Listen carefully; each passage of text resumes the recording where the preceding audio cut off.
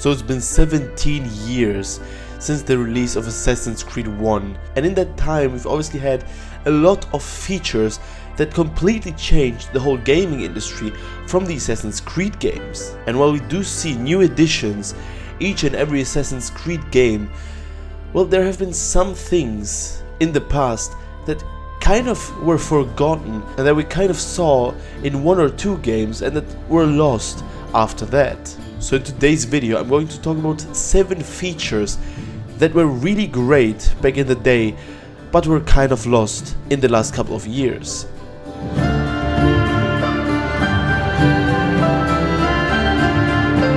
And obviously something that Assassin's Creed is known extremely well for is the social stealth.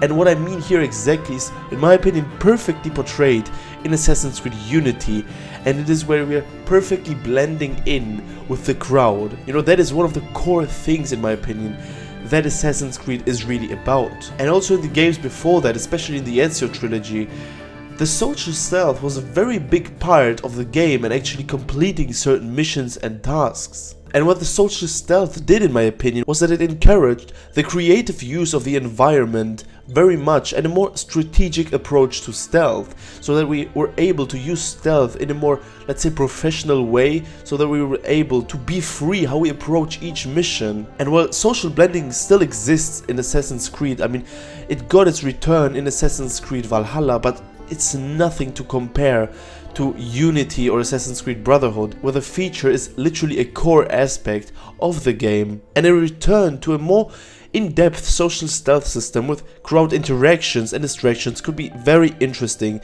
especially in obviously densely populated areas. And as I talked about in a lot of videos, that aspect is a big one why I actually prefer smaller worlds for Assassin's Creed games rather than huge gigantic open worlds. And now the next AC feature that got lost are the trees from Assassin's Creed 3. And now let me explain. I know that we were able to climb on trees in Assassin's Creed Black Flag, Unity and so on, but in my opinion that mechanic was perfectly introduced into the game in Assassin's Creed 3.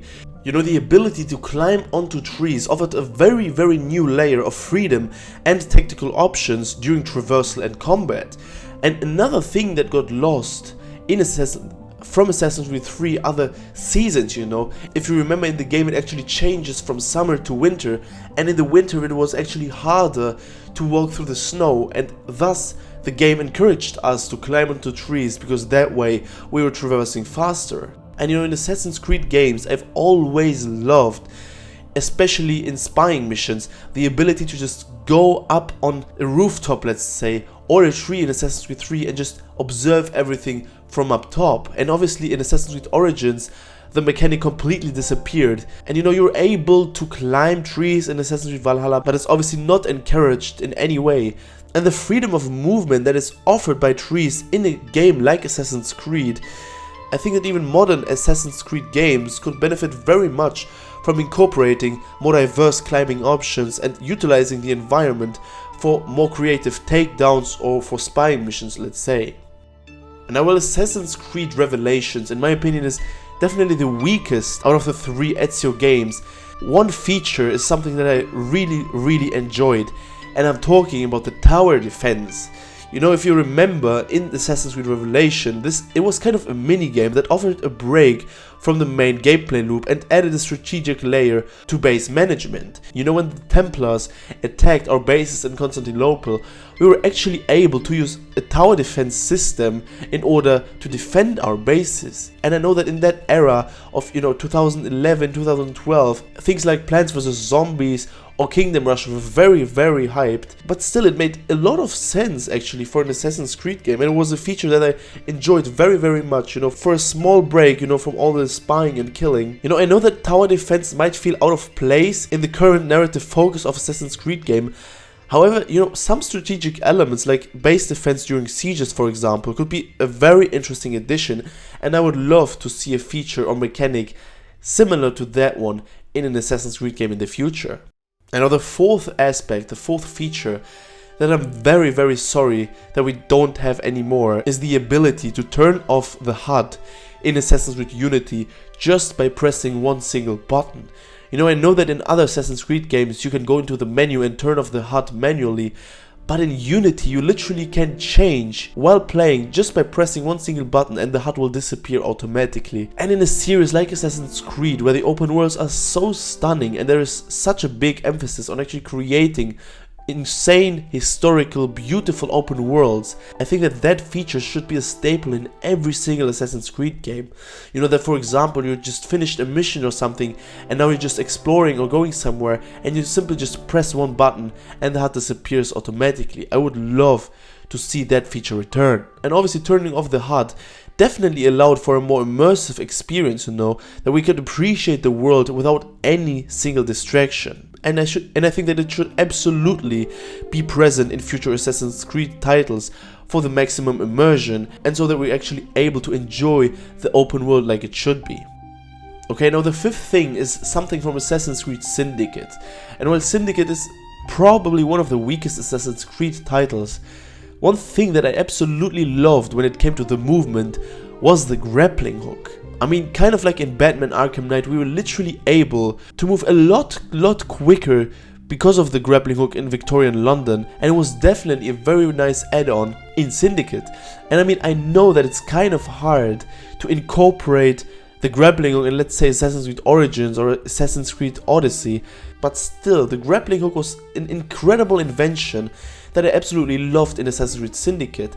And to be fair, Assassin's Creed Shadows, in the trailer we're actually able to see the grappling hook return, or at least an alternative of it, so I think that we will actually be able to use the grappling hook, or I don't know what it will be called again, so that we'll be able to just go to the top of a building, let's say, in a couple of seconds rather than climbing it up for hours. But to be fair, I think that for a grappling hook to properly exist, it also has to have the right open world. You know, Syndicate is the world with probably the biggest buildings, and you know, there are huge streets, and going from one place to another, or let's say climbing the Big Ben, could literally take a lot of time. And I think that, for example, in Mirage, a grappling hook would not be as effective as in Syndicate, but I would absolutely love to see it return, because it was a very nice thing that got lost after Assassin's Creed Syndicate. And now the next thing that I'm very sorry that we do not see are the dungeons, and especially the dungeons from Assassin's Creed 2 and Assassin's Creed Brotherhood. I mean, god damn, you know, the immersion during those missions, let's say, was something out of this world. You know, if you remember, the dungeons of itself contained challenges, puzzles, and unique loot, and the dungeons were so well designed with interesting puzzles and lore that they were a huge addition to those games. You know, obviously it has to be designed correctly, because repetitive or poorly designed ones can feel like filler content and get boring pretty quickly. But I think modern Assassin's Creed games, and as I said in a lot of videos in the past, I'm very big on focusing on quality over quantity, but still some of the cathedrals that we were able to climb in order to get to some loot or some dungeons that we had to explore, I think you could implement that perfectly into some of the new games. And I really want to see the dungeons return. It doesn't have to be as much as in Assassin's Creed 2 or Assassin's Creed Brotherhood, but at least like 2-3 per game that are very well designed and have interesting puzzles would be an extremely welcome add-on. And now the last lost feature is probably the one that I'm sad the most about. And I'm talking about the big picture storyline. And now what do I mean by that exactly? Assassin's Creed forgot to actually be Assassin's Creed. I'm talking about the big picture when it comes to the whole Assassins and Templar conflict. You know, when you look at some analysis of the first couple of Assassin's Creed titles, the lore and the storytelling in those games and how thought through every single aspect of it was insane. Or I mean, look at the whole Desmond Miles story, you know. The things that we did in the game as Ezio, as Altair, as Connor actually made sense in the real world. And that is something that I absolutely miss.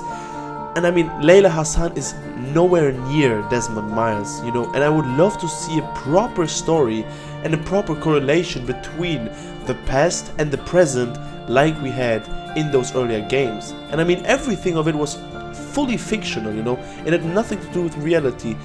But but we just did not care. It was so well designed, the story was so well thought through, and I just want to see it return. And I just want Assassin's Creed to tell proper Assassin's Creed stories again.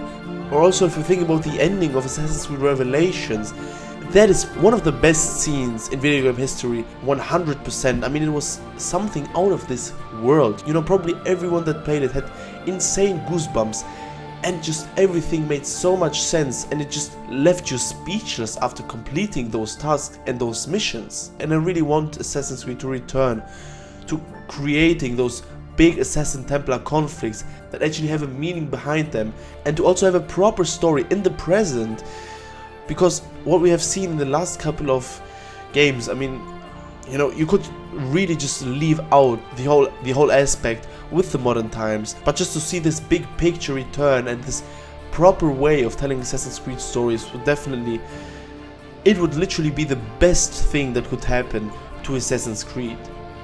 But now I'm interested in your opinions. What are the things that you actually miss and that you loved in earlier Assassin's Creed games that kind of got lost throughout the years? Tell me your opinions down in the comments, and whether you agree with my list or whether you have a different opinion on some stuff. Alright guys, that was it for me in today's video. I wish you all an amazing day. I'll see you in the next one. Bye bye.